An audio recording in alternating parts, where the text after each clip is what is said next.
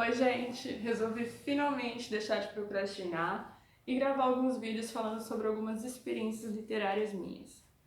Bom, eu vou começar com O Certo Capitão Rodrigo, do Érico Veríssimo, que foi um livro bastante importante e é um livro bastante importante na minha vida. Por que ele é diferente para mim, né? Eu tive um contato com ele na oitava série, aos 14 anos, e foi o primeiro livro de literatura brasileira que eu li.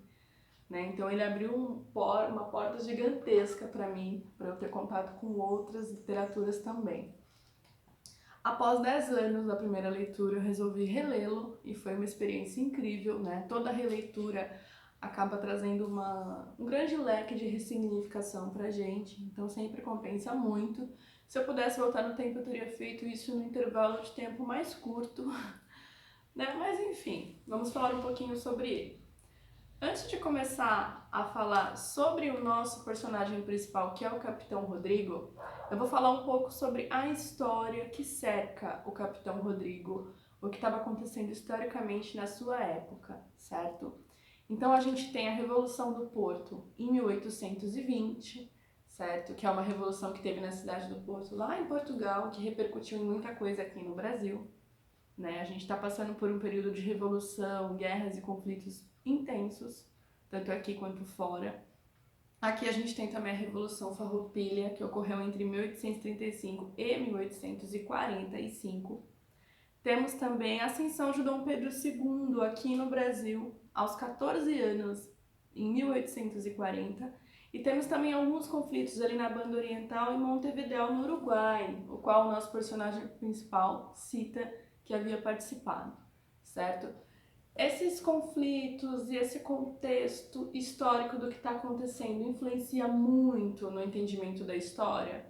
Não, às vezes se você não sabe muito, não tem um conhecimento aprofundado sobre esses conflitos, essas guerras, todo esse contexto histórico, não vai te atrapalhar a entender a história em si, certo? É interessante com uma maior compreensão? Sim, só que não é o foco. O foco do Érico Veríssimo não é o Brasil e Rio Grande do Sul como história.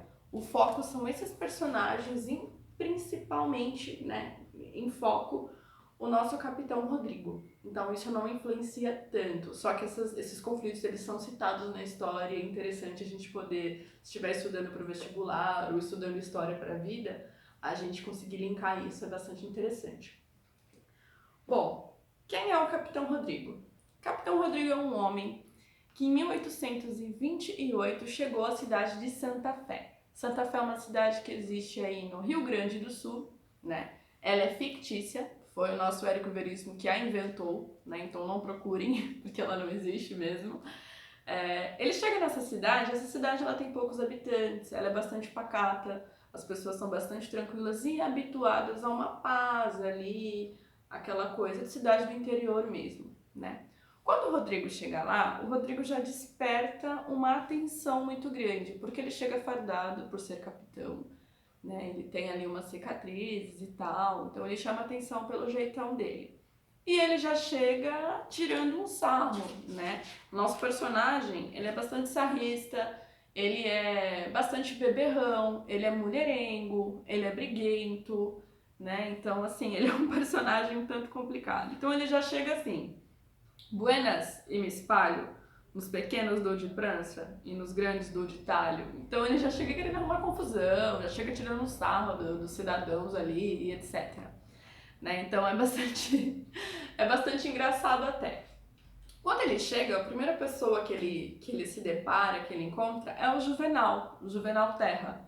Né? Então ele tem um pequeno diálogo com esse Juvenal. O Juvenal já falou pra ele: olha, Rodrigo, melhor você não ficar por aqui, que o povo daqui não gosta de confusão, o povo daqui gosta de viver bem. Aqui não tem mulher para você passar a noite, as mulheres aqui são todas para casar, né? São todas para ter filhos e etc, para constituir família, né?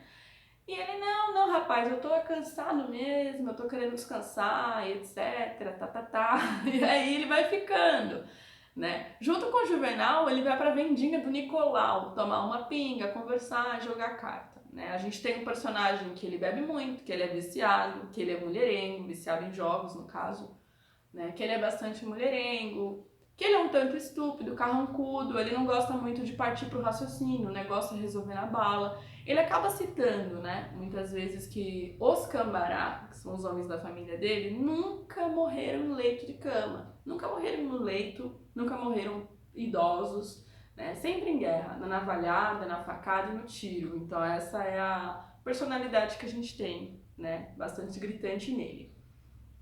Juvenal é filho de Pedro Terra, que assim que ouve a voz de Rodrigo Cambará, já acha que a coisa não vai dar certo. Já acha que não vai dar certo, que isso aí vai dar muita confusão, né? Assim como o Juvenal, o Pedro Terra, ele é bastante racional, ele é bastante tranquilo, né? Só que ele tem um toque de melancolia, ele é um personagem taciturno, sabe? E é um personagem muito coerente, muito interessante de se ver.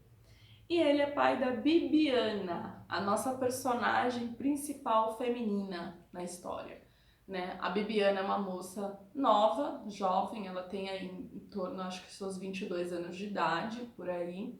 E a Bibiana é novinha, a Bibiana é caseira, a Bibiana não acredita no amor, a Bibiana não tem interesse em se casar, né? Ela é muito focada na família e no cotidiano, né? Nas coisas diárias, que são os afazeres diários dela.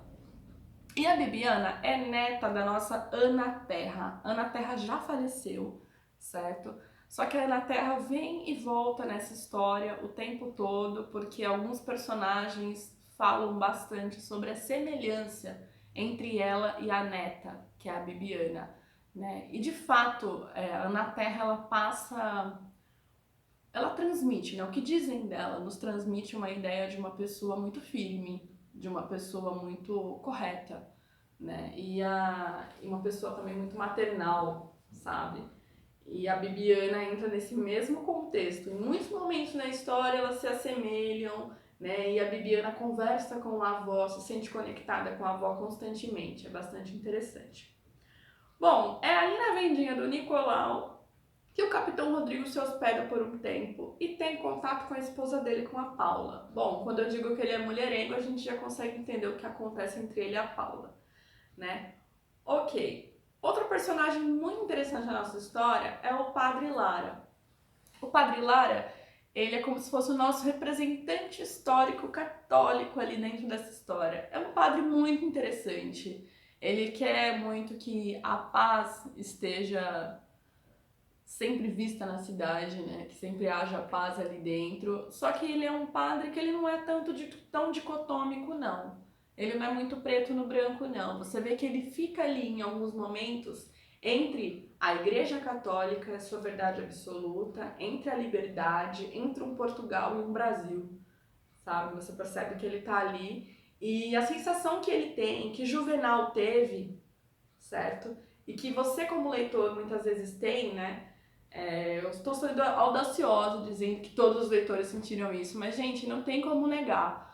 Rodrigo Cambará não é dicotômico. Ele não é ruim e ele não é bom. Ele não é amor, ele não é ódio. Não dá muito bem pra você... É um personagem muito complexo. Não dá simplesmente pra você dizer o que ele é, o que você sente com ele, porque isso não é uma constante, sabe? O próprio Moacir Scliar fala um pouquinho a respeito disso. Essa história ela prende e fascina o leitor, né?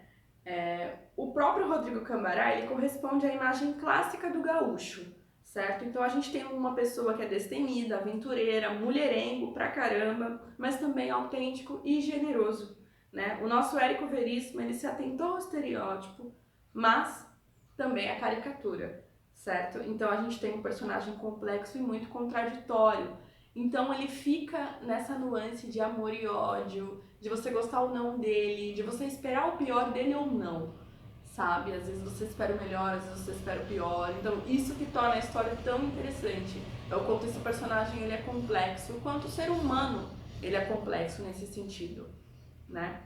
E aí o que acontece? Nessa cidade, lá em Santa Fé, tem a família Amaral, que são os fundadores dessa cidade. Aí a gente tem o Coronel Amaral e tem o Bento Amaral, que é o filho dele. Por acaso o Bento Amaral, ele é apaixonado pela Bibiana. E é um bom partido, né? Financeiramente, o cara ele é muito bem colocado ali na cidade pelo avô dele ter sido o fundador da cidade, o pai dele ter essa posição de coronel, e a gente percebe também que existe um coronelismo, porque ao mesmo tempo que eles mantêm uma paz dentro dessa cidade, eles também mantêm uma certa colocação ali de, bom, se eu não gosto de quem vai estar entrando, essa pessoa tem que sair. Então eles são tanto ditadores, na verdade, né?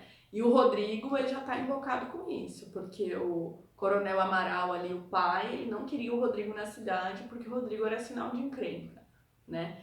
Isso vai repercutir aí numa situação de conflito entre o Rodrigo e o Bento, né, que é o filho do Coronel Amaral, tanto por conta da Bibiana, tanto por conta de outras questões aí que a gente vai verificar ao longo da história. Então, assim, compensa bastante, compensa muito, porque além desse olhar que a gente pode ter referente a questões históricas que ficam sendo linkadas na história, a gente percebe que o ser humano não é de fato dicotômico e envolve toda essa cadeia de acontecimentos e de amor e ódio e de uma sensação que ela vai sempre mudando bastante, de acordo com os personagens, de acordo com os acontecimentos, né? Então a gente tem o Capitão Rodrigo Cambará como alguém detestável, como alguém antológico e também como alguém que pode ser colocado com uma posição de herói. Então é muito interessante, compensa muito, gente, ler. E assim, quem leu, por favor, dê as suas impressões, né? Mesmo se forem diferentes das minhas opiniões e tal, eu tô super aberta, pode ser que eu possa reler com outros olhos, né? Pode ser que, inclusive, alguma coisa que vocês tenham percebido na história eu não percebi. E quem não leu, por favor, leiam, compensa bastante. Para quem não teve contato ainda com literatura brasileira, o Certo Capitão Rodrigo é um prato lindo, é um prato muito saboroso para ser degustado, certo? Então espero que vocês tenham gostado e a gente segue aí para a próxima conversa literária, tudo bem? Tchau, tchau!